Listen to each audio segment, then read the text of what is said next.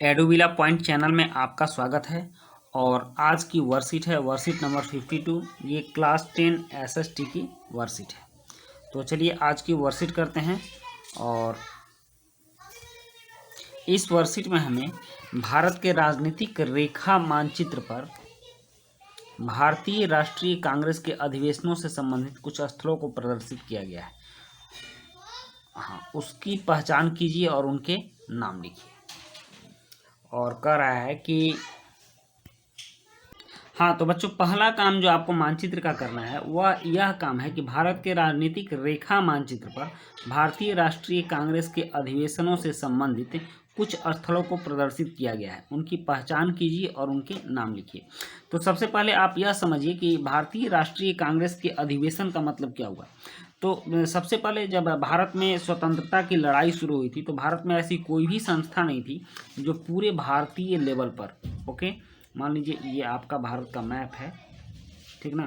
तो पूरे भारतीय लेवल पर कोई भी संस्था काम करे। और भारत उस समय विभिन्न छोटे छोटे टुकड़ों में बटा हुआ था, छोटे छोटे रियासतों में बटा हुआ था। तो हुआ यूँ कि 1885 में ये बम्बई है, और बम्बई में 1885 में कांग्रेस का गठन हुआ, 1885 में। और तब से इस कांग्रेस में जितने भी इसके संस्थापक सदस्य लोग थे, सबसे पहले तो ए.ओ. ह्यूम थे, जिनके प्रयास से कांग्रेस का गठन हुआ। और उसके बाद भारत के भी लोग थे, बहुत सारे लोग थे भारत के, जैसे बदरुद्दीन तैयब जी थे, दादा भाई नौरोजी थे उस समय, बाल गंगाधर तिलक थे, गोपाल कृष्ण गोखले थे। इन सभी लोगों ने मिलकर के कांग्रेस को पाला पोसा बड़ा किया। और इन लोगों ने यह इस तरह का कांग्रेस का कुछ निर्णय किया कि इसको भारत के हर शहर में जब भी इसका हर एक साल अधिवेशन होगा तो पूरे भारत में फैला करके इसका अधिवेशन किया जाएगा। आज जम्मू कश्मीर में होगा तो कल बिहार में होगा, फिर बंगाल में होगा, फिर चेन्नई में होगा, मुंबई में होगा, अहमदाबाद में होगा। तो इस तरह से इसका अधिवेशन किया गया और पूरे भारत में हर साल इसको अलग अलग जगह पर किया जाता था ताकि पूरे भारत से लोग इससे जुड़ सकें। तो मानचित्र में यहाँ जो 3 स्थल आपको दर्शाए गए हैं, तो आपको इन तीनों स्थलों के बारे में जानने हैं कि कांग्रेस का कौन सा अधिवेशन इस स्थल पर हुआ था। तो सबसे पहले आप जो यह वाला भाग देख रहे हैं, यह भाग पश्चिम बंगाल में कोलकाता को दर्शाया गया है। और कोलकाता कांग्रेस अधिवेशन में काफ़ी महत्वपूर्ण स्थान रखता है। यहाँ पर सबसे पहला कांग्रेस अधिवेशन 1886 में हुआ था। और इस जगह पर बहुत सारे कांग्रेस के अधिवेशन हुए थे, जैसे कि 1886 में हुआ था, फिर 1890 में हुआ था, फिर 1896 में हुआ था, 1901 में हुआ था, 1906 में हुआ था, 1911 में हुआ था, 1917 में हुआ था, 1920 में भी कोलकाता में अधिवेशन हुआ था, 1928 में हुआ था, 1933 में हुआ था। इसलिए ये कोलकाता जगह कांग्रेस के लिए काफ़ी इम्पोर्टेंट था और यहाँ पर बहुत सारे अधिवेशन कांग्रेस के हुए थे। नेक्स्ट आपका जो ये बीच वाला जो पॉइंट दिखा रहा है, यह जगह है फैजपुर का। फैजपुर में 1937 में कांग्रेस का अधिवेशन हुआ था और ये काफ़ी इम्पोर्टेंट अधिवेशन था। उसके बाद है यहाँ जो तीसरा है यह है मद्रास का। आप मैप में देख सकते हैं, ये आज हम इसको चेन्नई के नाम से जानते हैं, लेकिन ये उस समय मद्रास के नाम से जाना जाता था। और यहाँ पर सबसे पहला कांग्रेस का अधिवेशन 1887 ईस्वी में हुआ था।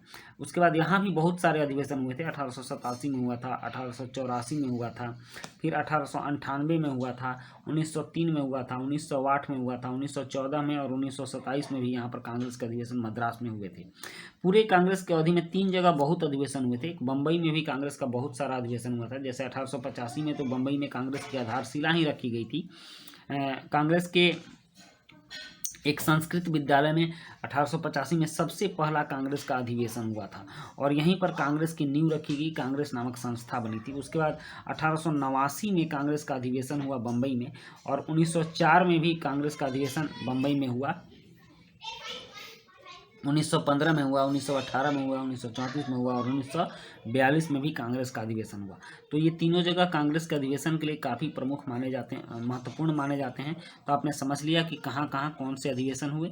यहाँ पर पश्चिम बंगाल में कोलकाता में, यहाँ पर फैजपुर में, और फिर यहाँ पर मद्रास में कांग्रेस का अधिवेशन दर्शाया गया है। नेक्स्ट अब दूसरा देखते हैं कि भारत के उसी राजनीतिक रेखा मानचित्र पर भारत के स्वतंत्रता संग्राम से संबंधित निम्न स्थलों को दर्शाइए। तो सबसे पहले आपको चंपारण को दर्शाना है। चंपारण बिहार में एक जगह थी, चंपारण, जो कि आज उस समय जिला था, आज यह जिला दो भागों में बट गया है। पूर्वी चंपारण और पश्चिमी चंपारण के नाम से जानते हैं। तो आज का जो पूर्वी चंपारण है, इसी पूर्वी चंपारण में जिसको कि हम लोग पूर्वी चंपारण, और आज जब बिहार जाइएगा तो उसको मोतिहारी के नाम से जाना जाता है, मोतिहारी। और वहीं से महात्मा गांधी का चंपारण सत्याग्रह 1917 में शुरू हुआ था। और यहाँ पर महात्मा गांधी ने किसानों को नील की खेती से छुटकारा दिलाया था, जो कि उनको 3 कठिया प्रणाली, 20 कट्ठा में से प्रत्येक 3 कट्ठा पर ज़बरदस्ती अंग्रेजों के द्वारा नील की खेती करवाई जाती थी। उस पर उन्होंने आंदोलन किया और वहाँ के किसानों को नील की खेती से छुटकारा दिलाया। तो ये काफ़ी सफल सत्याग्रह था 1917 का चंपारण सत्याग्रह। उसके बाद देखते हैं दूसरा पॉइंट है आपका खेड़ा।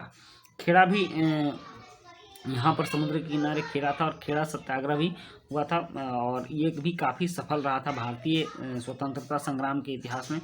और उसके बाद नेक्स्ट है अहमदाबाद। अहमदाबाद के बारे में तो आप जानते ही हैं कि ये गुजरात में है, और यह जो डॉट वाला क्षेत्र है यह अहमदाबाद है, और यह महात्मा गांधी की कर्मभूमि रही है, और यहाँ से बहुत बड़े बड़े आंदोलन भी स्वतंत्रता संग्राम में हुए थे। उसके बाद है अमृतसर। अमृतसर आप जानते हैं अमृतसर प्रसिद्ध क्यों है स्वतंत्रता संग्राम में, क्योंकि यहाँ पर जालियांवाला बाग हत्याकांड हुआ था।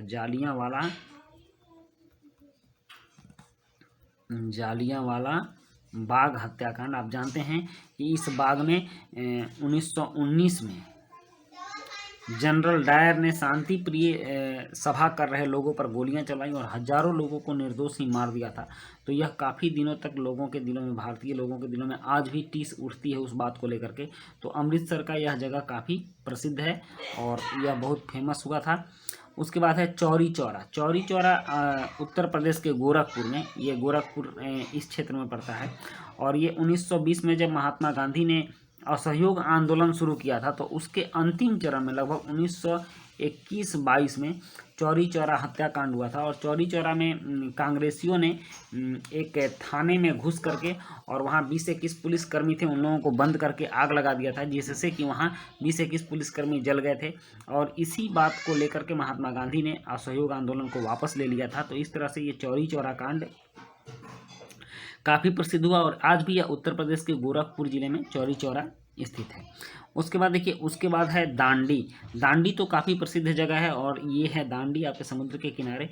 दांडी में ही 1930 में जब महात्मा गांधी ने सविनय अवज्ञा आंदोलन चलाया था, नमक सत्याग्रह चलाया था, तो यहीं दांडी पहुंचकर महात्मा गांधी ने नमक कानून को तोड़ा था। ओके, और उसी समय से ये दांडी प्रसिद्ध हुआ था। दांडी यात्रा आज भी आप जानते हैं महात्मा गांधी ने ये दांडी यात्रा की थी, काफ़ी महत्वपूर्ण यात्रा रही थी दांडी यात्रा। तो बच्चों, इस तरह से आपके वर्कशीट में जितने भी स्वतंत्रता संग्राम से संबंधित स्थल है उन सभी स्थलों को आपने देख लिया। भारतीय राष्ट्रीय कांग्रेस के अधिवेशन से संबंधित स्थल हैं उनका भी पहचान कर लिया, और इसी तरह से आपकी ये वर्कशीट कंप्लीट हुई। और अगर ये वर्कशीट आपको अच्छी लगी होगी तो लाइक, सब्सक्राइब, कमेंट जरूर कीजिएगा। मिलते हैं नेक्स्ट वर्कशीट में। Thank you.